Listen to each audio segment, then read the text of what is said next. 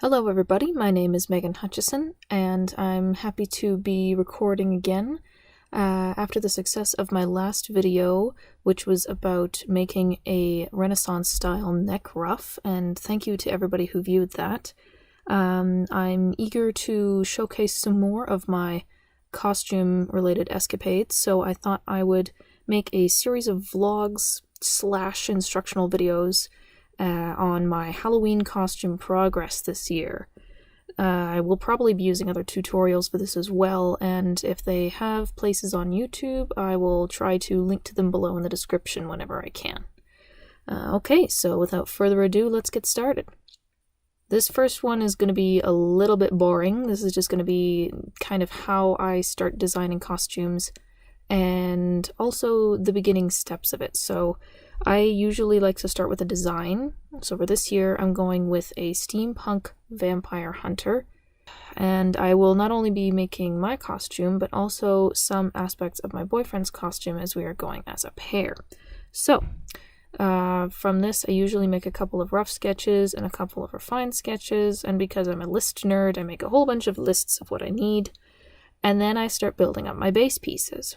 So your base pieces are your dress, your pants, your corset, your shirt, your whatever basic pieces you need in order to be clothed and functional, because the accessories may make the character, but without a base piece, you're going to be naked and they won't let you into Comic-Con. So, I thought I would start off with an overview of my Value Village haul, because Value Village is fantastic for gathering base pieces, and list some of the ones I already have. So let's get started. Alright, so I'm still in the process of assembling all of the pieces for the base of my costume, and part of that is Value Village or other thrift stores. So this is my first Value Village haul, and it was mostly to develop the basics. So I got shoes, I got belts, and I got some base pieces. This is the most important one. This is the shirt. I'll be wearing this under my dress, so most of the sleeves will get cut off. And the important thing was that it has to have a collar, because I'm planning on making a jabot, or I don't know how you pronounce it, but a little ruffled neck ruff. And that needs a collar so that it can tie underneath this and tie in the back and be supported.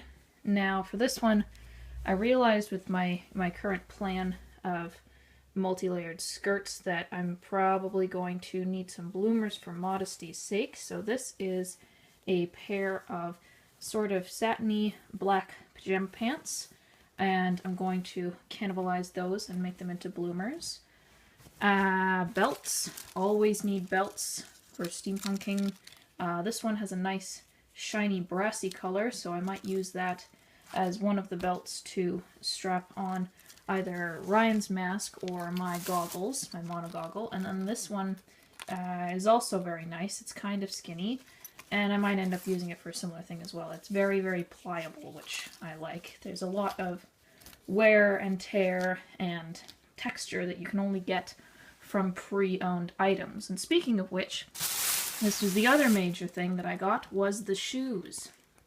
I was sort of debating on whether to go for this kind of chunky rapscallion look or to go with something a little more refined, but I liked this one because of the color. It doesn't show up very well here, but it's this sort of almost burgundy dark brown, and it's got, as you can see, some nice genuine wear and tear there, which is nice for the look that I'm going for. Like, there's some worn leather.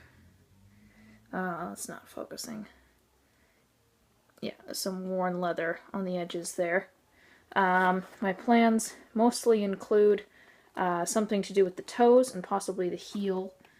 I'm still undecided about the heel, but the toes definitely are going to get the steel toe treatment with some fake rivets along this outer band, and either brassy paint or Rub and Buff, or whatever product is like Rub and Buff. And there are, of course, a few other items that I will need to get for this, but this is just from the first haul. So this is the other aspect of my costume, the one that I already had on hand.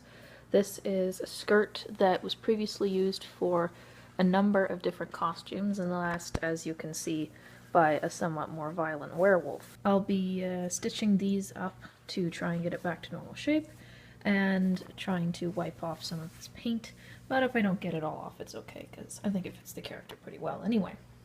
And then this is the dress that's going to be the main base. This one is going to go over the dress. And this used to be black.